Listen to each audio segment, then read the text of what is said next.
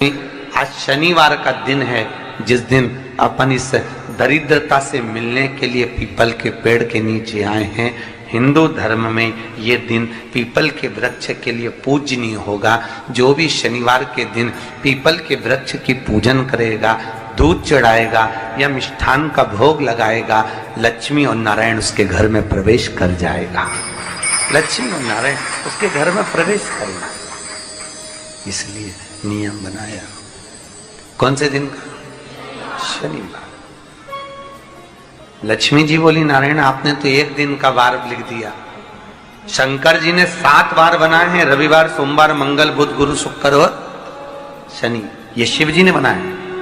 अब एक दिन आपने अपना बना लिया, बाकी के दिन अगर कोई इस पीपल के वृक्ष के नीचे आएगा और यहां तो दरिद्रता बैठी है, तो उसका क्या होगा? भगवान नारायण बोले, सुन दरिद्रता, तेरे से एक विनती है, अगर कोई भी मनुष्य इस पीपल के पेड़ के नीचे अगर 7 दिन में आता है और उसके हाथ में अगर कोई सामग्री होती है तो तू उसके घर में प्रवेश नहीं करेगी। नियम है पीपल के वृक्ष का, या तो पानी का लोटा लेकर जाओ, कुंकू का चोपड़ा लेकर जाओ, शक्कर लेकर जाओ, या पेड़ के नीचे चींटी को डालने के लिए आटा ले जाओ, पर खाली हाथ पीपल के वृक्ष के नीचे कभी मत जाओ, कभी नहीं जाओ। खाली हाथ जाओगे तो दरिद्रता तुम्हारे घर में प्रवेश करेगी। दरिद्रता उठकर खड़ी होकर बोली, नारायण तुमने अपनी मनमानी करी है, एक दिन मुझे भी मेरा चाहिए। भगवान ने कहा, बोल कौन सा दिन चाहिए? दरिद्रता कहती है, रविवार के दिन इस पीपल के वृक्ष के नीचे मैं दिन भर नृत्य करूं, इसमें रहूं, और जो यहां आए रविवार को मैं उसके घर में प्रवेश करूं। भगवान ने कहा, ठीक है। दरिद्रता, रविवार का दिन एक ऐसा दिन रहेगा जिस दिन तू इस पीपल के वृक्ष के नीचे नृत्य करेगी, और जो आएगा इस पीपल के वृक्ष के नीचे तो उसके साथ प्रवेश करेगी। मैंने तुझे वर दिया। इसलिए हमारे यहाँ केवल पीपल का वृक्ष अगर दीवार में भी लग जाता है ना, किसी की फैक्ट्री की दीवार में, किसी के घर की दीवार में पीपल का वृक्ष अगर लग जाता है, पीपल का पौधा लग जाता है, उसको कितना भी तोड़ लो वो वापिस लग जाएगा। फिर तोड़ोगे फिर लग जाएगा। अगर पीपल के पौधे को तोड़ना है तो केवल रविवार का दिन एक नींबू, एक मिर्ची और बमूल का कांटा, ये 3 चीजें रखने के बाद में आधे घंटे बाद रविवार के दिन पीपल के पेड़ को उखाड़ कर फेंक दो। दूसरी बार कभी पीपल दीवार में लगता ही नहीं, कभी नहीं लग सकता। केवल एक रविवार का, केवल एक संडे, इतवार का।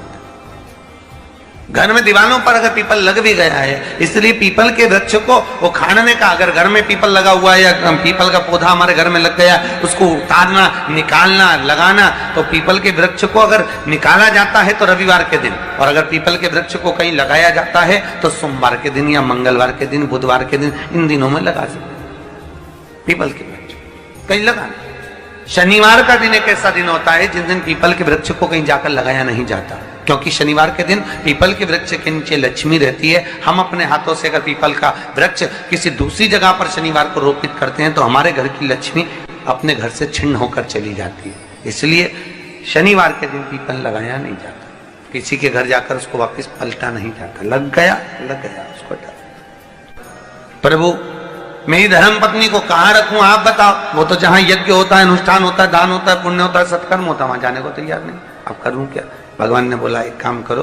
दुर्वासा जी बोले, जिसके यहां रात्रि में बर्तन झूठे पड़े रहते हो, उसके घर में इस दरिद्रता को लेकर तुम प्रवेश कर जाना। जिसके यहां रात्रि में बर्तन झूठे पड़े हो, वहां लेकर प्रवेश कर जाओ। दूसरी जगह दुर्वासा जी बोले, जो स्त्री घर में दोपहर के समय पर सो रही हो, उसके घर में इसको लेकर प्रवेश कर जाइए। जो स्त्री दोपहर के समय में घर पर सो रही हो, इस दरिद्रता को लेकर प्रवेश कर जाइए। तीसरा, जिसके यहां पर दरवाजे पर कांटे वाले पौधे लगे हों, उस घर में इस दरिद्रता को लेकर प्रवेश कर जाइए।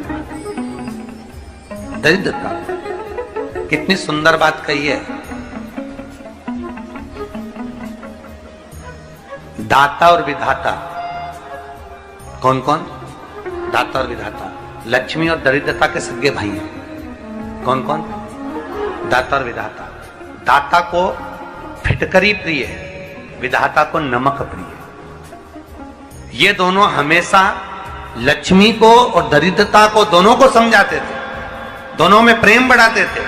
आज भी हिंदू धर्म की रीति है, यहां तो ठीक है, जिसके यहां पर भी अगर थोड़ी सी भी परेशानी होती है, थोड़ा सा क्लेश होता है, अशांति होती है, लक्ष्मी नहीं टिक रही हो, काम नहीं बन रहे हो, बहुत प्रयास करा जा रहा हो और हमारा कार्य नहीं होता, तो क्या करते हैं? फिटकरी और नमक को पानी में डाल देते हैं और घर में पोछा लगा देते हैं। आप लोगों ने आजकल फेसबुक पे भी पढ़ा होगा, व्हाट्सएप पे भी पढ़ा होगा। तो क्यों लिखा उसमें? उसका कारण ही केवल इतना है कि दाता और विधाता की प्रियता उसमें।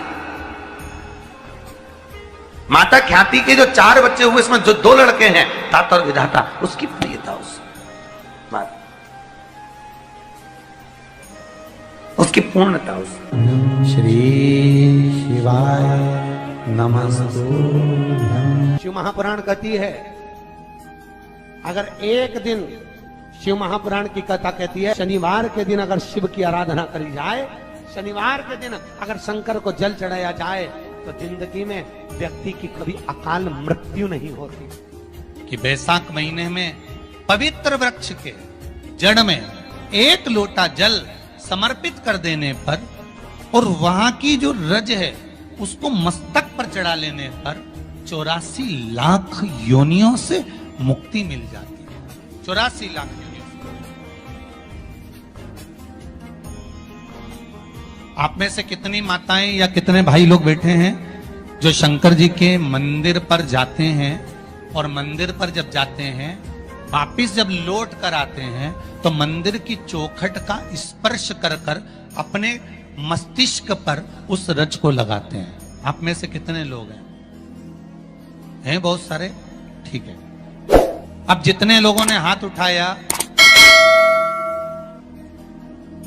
और नियम से अगर शंकर मंदिर की दरवाजे की चौखट पर भगवान शंकर को जल चढ़ाने के बाद जब आप लौट कर आ रहे हैं और उनकी चौखट पर आपने हाथ फेर कर अपने मस्तिष्क पर उस रज को लगाया है, वो धीरे धीरे अपने भाग्य की ओर देखते हैं। तारीख लिख लेना कि मैंने इतनी तारीख से मंदिर जाना चालू करा, इतनी तारीख से मैं ये काम कर रहा हूं और इतनी तारीख तक मुझे ये फल की अनुभूति हुई। शनिवार के दिन जो पीपल के वृक्ष में सरसों के तेल का दीप लगाता है, उसको शनि कभी परेशान नहीं करता। एक बात हमेशा ध्यान रखिएगा, मान लो अच्छे काम करते करते उल्टे हो रहे हैं, होते किसी किसी के साथ में, विपरीत परिस्थितियां आ जाती है, अच्छा करने जाओ बुरा हो जाता है,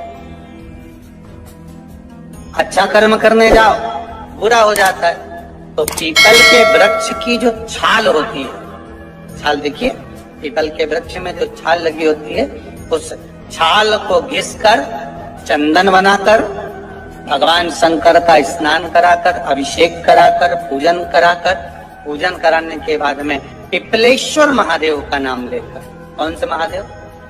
पिपलेश्वर महादेव का नाम लेकर वो जो घिसी हुई छाल होती है, उस छाल का तिलक भगवान शंकर को लगा लो और उसी का थोड़ा सा भाग अपने कंठ पर, मस्तक पर लगाना प्रारंभ कर दो। धीरे धीरे जो विपरीत दशा है वो सुधरना प्रारंभ हो जाती है। और नाम याद रखना, पिपलेश्वर। आज शनिवार का दिन है, जिस दिन अपन इस दरिद्रता से मिलने के लिए पीपल के पेड़ के नीचे आए हैं। हिंदू धर्म में ये दिन पीपल के वृक्ष के लिए पूजनीय होगा।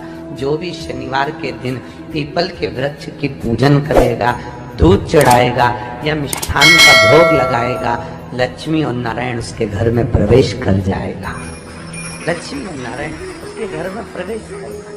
गौ माता को अपने घर से 1 रोटी देना चालू कर दीजिए, जिंदगी में कभी धोखा नहीं खाओगे। शिव शंकर जपूं तेरी माला, भोले बाबा जपूं तेरी माला, भोला सब दुख काटो,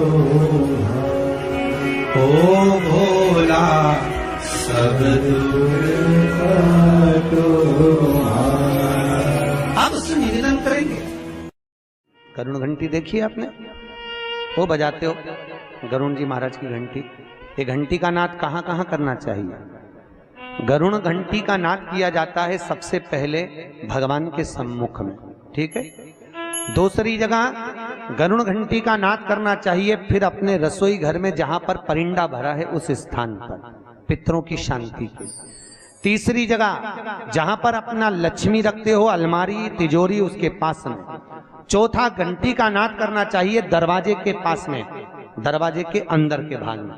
फिर पांचवा गरुण घंटी को घर के बाहर, घर से दरवाजा लांग कर बाहर खड़े होकर घंटी का नाद किया जाता है। कहते हैं जो ये 5 जगह पर घंटी का नाद करता है उसके घर में कभी संपदा की कमी नहीं होती। इतना गरुण घंटी के नाद की महत्वता है। पर दुनिया के लोग इतने आलसी हैं, बस भगवान की आरती करे तब घंटी बजाए, उसके सिवा धर दे होते। तो मालूम ही नहीं कि घंटी कितनी जगह बजाना चाहिए, घंटी का नाद क्यों करा जाता है।